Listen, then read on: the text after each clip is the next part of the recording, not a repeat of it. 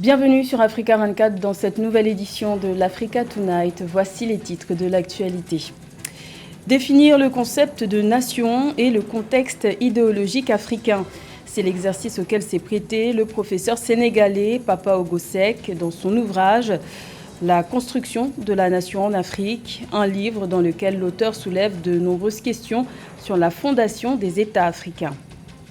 Le cacao malgache dispose d'un fort potentiel et d'une renommée internationale, mais la filière est soumise à des difficultés qui freinent son développement. Alors comment assurer la promotion de la filière cacao malgache? Élément de réponse dans cette édition. Et le Niger mise sur son patrimoine touristique pour être à nouveau attractif. Le secteur du tourisme dans ce pays d'Afrique de l'Ouest est affecté par l'instabilité de la situation sécuritaire. Mais les activités pourraient être relancées grâce au tourisme des affaires.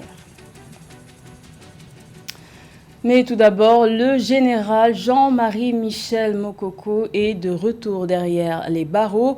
L'opposant congolais de 74 ans a été remis en prison ce vendredi 1er octobre. L'ancien candidat à l'élection présidentielle de 2016 était soigné depuis 1 an à l'hôpital militaire. Après être tombé malade en 2020, il avait d'ailleurs été évacué vers la Turquie entre juillet et août 2020 pour y recevoir des soins avant d'être rapatrié vers Brazzaville. Rappelons que le général Jean-Marie Michel Mokoko avait été condamné en 2018 à 20 ans de travaux forcés pour atteinte à la sécurité de l'État. Pour ses avocats, le retour de leurs clients à la prison de Brazzaville est une mesure injuste étant donné son état de santé qu'ils estiment toujours fragile. La construction de la nation en Afrique, l'État à la croisée des chemins qu'a des pays riverains du fleuve Sénégal, c'est le titre de l'ouvrage du professeur sénégalais Papa Ogo Seck. Un livre dans lequel il soulève de nombreuses questions sur l'organisation des pays africains en États-nations, en prenant en exemple des pays d'Afrique de l'Ouest. Plus de détails avec Philomène Tine. Le choix des dirigeants par les États africains doit être porté sur des hommes et des femmes qui ont un projet concret de société, qui ont une idée plus claire de la réalité africaine qu'ils sont appelés à gouverner ou à subir. C'est ce que soutient l'auteur Papa Ogo Seck dans son ouvrage intitulé « La construction de la nation en Afrique, l'État à la croisée des chemins qu'a des pays riverains du fleuve Sénégal ». Dans ce livre, l'auteur s'interroge, mais surtout essaie d'apporter des réponses à la question autour du contenu de la nation en Afrique. Donc dans cet ouvrage, j'essaie de voir un peu dans la première partie comment ce phénomène de nation, comment le terme est né en France, en Europe, comment il s'est développé. Dans la deuxième partie, nous avons intitulé ce passage « La nation à la croisée des chemins ». Aujourd'hui, il y a des contradictions qui sont liées à l'État-nation. C'est-à-dire que ce sentiment de vivre en commun, de vouloir vivre en commun, ce sentiment d'appartenance à une communauté, c'est ça qui pose problème. Mais aussi, il y a un dernier point qui est envisagé dans cet ouvrage, c'est la question du domaine national, la question de la terre qui aujourd'hui mine l'Afrique. Du point de vue de l'histoire de la nation, celle-ci a précédé l'État en Europe. En Afrique, c'est l'inverse. L'État préexiste à la nation, mais cet État est plein de contradictions. Les pays africains toujours en construction sont caractérisés par une certaine fragilité, reconnaît également l'auteur dans son livre. En tant que chercheur, on ne peut pas ignorer ces dimensions-là, c'est-à-dire le fait que les États africains soient très fragiles, que ces États soient toujours en construction, et que ces États soient minés en quelque sorte par le tribalisme, l'ethnisme, mais aussi par d'autres phénomènes que nous avons étudiés à travers ce livre, notamment la question des avantagismes, la question du privilégisme, la question de la corruption aussi. la corruption généralisée des institutions qui amène souvent ces coups d'État que nous voyons aujourd'hui. Agrégé en histoire du droit et des institutions, le professeur Papa Ogosek est par ailleurs le fondateur de l'Institut des hautes études sur la justice et les droits fondamentaux en Afrique. Une initiative à travers laquelle il compte s'impliquer davantage dans la réalisation de l'état de droit qui devrait, assure-t-il, nécessairement passer par la formation.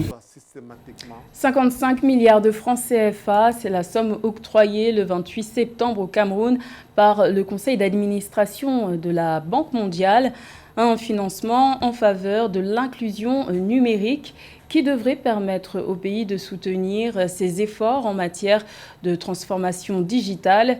Ces fonds devraient servir à l'utilisation de solutions innovantes dans le secteur agricole. Le point avec Mildred Diamou. 100 millions de dollars, soit plus de 55 milliards de francs CFA, pour donner une nouvelle ère au numérique au Cameroun, décaissé par la Banque mondiale le 28 septembre 2021 sous forme de crédit. Ce financement permettra notamment de soutenir les efforts déployés par le Cameroun en faveur de l'inclusion numérique et de l'utilisation de solutions innovantes pour améliorer le secteur agricole. La faible couverture du haut débit et son coût élevé freinent la transformation économique du Cameroun et limitent sa résilience à des chocs comme le Covid-19. Ce projet viendra donc appuyer des réformes de la politique publique du pays, le renforcement des capacités institutionnelles qui permettront d'améliorer l'accès au haut débit, mais aussi de stimuler la création d'emplois et l'innovation, favoriser la productivité et faciliter les investissements dans l'économie numérique et le secteur agricole. Concrètement, les fonds serviront à digitaliser les bâtiments publics du Cameroun tels que les hôpitaux, les écoles et les administrations locales, à booster l'entrepreneuriat numérique et soutenir les petits agriculteurs ainsi que les organisations productrices afin de promouvoir l'adoption des innovations développées par les startups agricoles. Plusieurs chantiers peuvent être énumérés pour développer l'économie numérique au Cameroun. La question de la fibre optique. Vous savez, lorsque vous avez une fibre optique faible qui est un outil ou alors un facteur de production pour l'économie numérique, il va de soi que vous ne pouvez pas vous en sortir pour être un pays compétitif en matière de digitalisation. Il y a également un chantier comme ça qui repose sur la qualité du capital humain qui va multiplier et développer le fonctionnement de ces activités numériques. On est plus compétitif aujourd'hui parce qu'on a des startups agricoles, des startups industrielles, des startups dans le secteur de la santé, dans le secteur de l'éducation, dans le secteur infrastructurel et autres. Et donc, les autorités camerounaises devraient mettre l'accent sur la question du capital humain. L'autre enjeu également, c'est justement l'enjeu de la compétition liée aux équipements. L'intelligence économique fait également partie de ces défis pour développer l'économie numérique dans un pays comme le Cameroun. Ce projet intervient dans le cadre du plan d'accélération de la transformation numérique du Cameroun pour une véritable croissance économique inclusive. En 2020, le secteur de l'économie numérique a contribué à hauteur d'environ 10% au produit intérieur brut du Cameroun, selon le ministère des Postes et Télécommunications. Également dans l'actualité, en Côte d'Ivoire, un nouveau prix au kilogramme de fèves de cacao a été fixé ce vendredi 1er octobre. Il s'élève désormais à 825 francs CFA. C'est un peu plus que lors de la petite campagne qui s'est déroulée du mois d'avril au mois de juin, mais c'est aussi 20% de moins par rapport à l'année dernière. Le prix retombe donc au niveau de la campagne 2019-2020 et pour de nombreux planteurs, ce tarif ne permettrait pas de faire face à l'évolution du coût de la vie, d'autant plus que le Ghana voisin a choisi de maintenir son prix à 1000 francs CFA le kilogramme. La filière cacao fait également l'objet de réflexions à Madagascar. La grande île se classe au 20e rang mondial des pays producteurs de cacao. Le pays dispose d'un fort potentiel et d'une renommée internationale. Toutefois, la filière cacao est en proie à des difficultés. Le cacao malgache était justement à l'honneur de la 7e édition du Salon de la gastronomie qui s'est achevée ce samedi 2 octobre à Antananarivo. Plus de détails avec Joël Ballot. Ce 2 octobre 2021, Madagascar clôture la 7e édition du Salon de la gastronomie qui est axée sur la valorisation des savoir-faire et des produits, à l'instar du cacao. Produit en grande quantité, le cacao malgache peine à contribuer au produit intérieur brut du pays à cause de l'enclavement des zones de production et du prix de vente fixé par les collecteurs qui varie entre 1 et 1,50 $. Il faut que l'État apporte davantage de solutions pour cette filière. L'offre doit être déclinée d'une manière différente. Elle ne doit pas être uniquement dédiée à de l'exportation, elle doit aussi tourner vers de l'économie intérieure en proposant différentes gammes accessibles notamment pour la population malgache. Même si le cacao malgache a une renommée mondiale du fait d'être cultivé sans engrais en 3 variétés, il n'en demeure pas moins que les changements climatiques et l'évacuation de la production menacent la qualité du produit. Actuellement, la Banque mondiale a mis en place un projet de développement qui vise à améliorer l'accès routier dans la vallée du Sambirano qui produit 90% du cacao malgache. Des travaux qui vont permettre l'extension de la chaîne de valeur du cacao en contribuant au produit intérieur brut du pays, estimé à 15,7 milliards de dollars en 2021.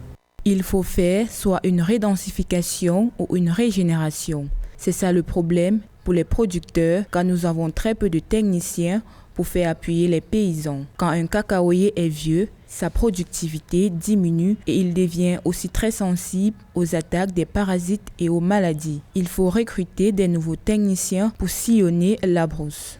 À long terme, l'objectif du Centre national de la recherche appliquée au développement rural est de doubler, voire tripler le nombre de pépinières villageoises. Et grâce à des événements comme le Salon de la gastronomie, les producteurs pourront valoriser leurs produits, améliorer leur rentabilité et par ricochet, augmenter le PIB par habitant, estimé en février 2021 à 554 $.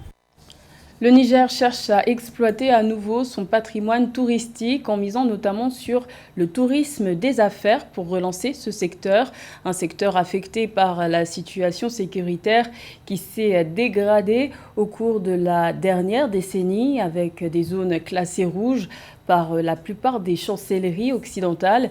L'investissement dans le tourisme des affaires serait donc l'option choisie pour relancer les activités, un sujet de Philomentine.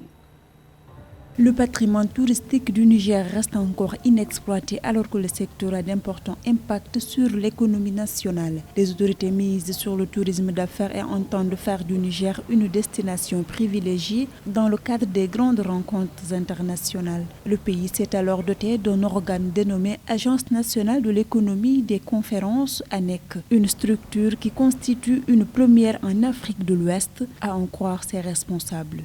Donc nous, à notre niveau, ce que nous faisons, c'est surtout faire la promotion du Niger pour attirer le plus des événements. Et une fois que les événements viennent, bien sûr que le tourisme suit. Et aujourd'hui, vous n'êtes pas sans savoir qu'avec le Covid, il y a un ralentissement des activités touristiques. Et nous pensons que le tourisme d'affaires peut aider à redynamiser le secteur touristique et culturel. Le tourisme d'affaires a un apport de revenus non négligeable dans le tourisme national des pays. Développer ce domaine spécifique devrait permettre au Niger de relancer son secteur touristique négativement impacté par la crise sécuritaire et humanitaire dans le pays et les effets du Covid-19, estiment les autorités du pays. Dans la promotion que nous faisons du Niger, pas seulement dans le cadre des infrastructures, parce que le Niger a fait beaucoup d'investissements dans les infrastructures de conférences, des grands événements, que ce soit dans l'hôtellerie, que ce soit dans les salles de conférences, etc. Nous avons fait beaucoup d'investissements dans ce domaine-là. Mais quand nous faisons donc, nos promotions, nos activités, nos actions marketing, nous faisons bien sûr la promotion aussi du Niger culturel et touristique. Parce que c'est extrêmement important quand on attire les gens, quand ils viennent dans notre pays.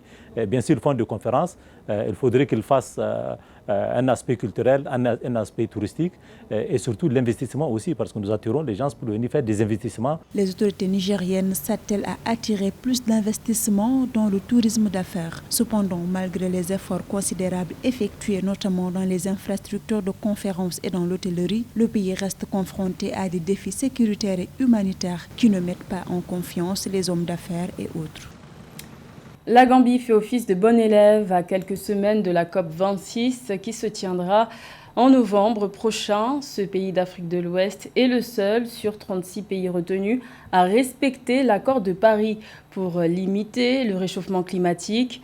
Un constat établi par un groupe d'analyse scientifique indépendant. Les explications de Aïssa Toubari. Les promesses sur la réduction des gaz à effet de serre se multiplient, mais les actes sont loin de suivre. La preuve, la Gambie est le seul sur 36 pays à avoir pris les mesures adéquates pour maintenir le réchauffement climatique bien en dessous des 2 degrés Celsius fixés par l'accord de Paris en 2015. C'est ce que révèle la dernière analyse de Climate Action Tracker, une organisation internationale indépendante qui suit l'action climatique depuis 2009. Le dernier rapport du GIEC à travers ses scénarios d'émissions montre, à l'exception du scénario le plus bas, que nous dépasserons le seuil de réchauffement mondial de plus 1,5 degré dans un avenir proche. Le rapport donc de Climate Action Tracker qui montre fort heureusement que le seul bon élève dans tout ce processus est la Gambie. Donc même s'il faut le souligner, la contribution de la Gambie est essentiellement conditionnelle, c'est-à-dire qu'il doit être réalisé avec l'appui financier donc externe. Pays d'Afrique de l'Ouest et plus petit pays d'Afrique continentale, la Gambie compte 2 millions d'habitants. Pour obtenir cette note, les autorités ont notamment lancé entre autres un projet de restauration de 10 000 hectares de forêts, de mangroves et de savanes en 2018. Une initiative qui permet à la Gambie de se rapprocher de son objectif de réduction d'émissions de CO2, soit une baisse de 0,3 mégatonnes prévue en 2030. Au-delà de la Gambie, il y a des pays qui ont développé un objectif national compatible à 1,5 degré, parmi lesquels les pays développés. Toutefois, il faudra accentuer cet effort-là en promouvant l'énergie solaire, d'autant plus qu'il y a une baisse des coûts de ces énergies-là et accélérer son installation. Il faut également annuler les plans de construction donc, des centrales à charbon et stopper, disons, les financements des gazoducs et autres terminaux d'énergie fossile. En septembre 2020, la Gambie a également lancé 2 appels d'offres pour la construction d'une centrale solaire dont une partie devrait être mise en service courant l'année 2021. Si l'Éthiopie, le Costa Rica, le Kenya, le Maroc, le Népal et le Nigeria sont classés comme presque suffisants, le Royaume-Uni est le seul pays développé à atteindre cette appréciation. Les efforts des États-Unis et de l'Union européenne sont jugés insuffisants. C'était le journal de la rédaction. Merci de l'avoir suivi. L'information continue sur Africa 24.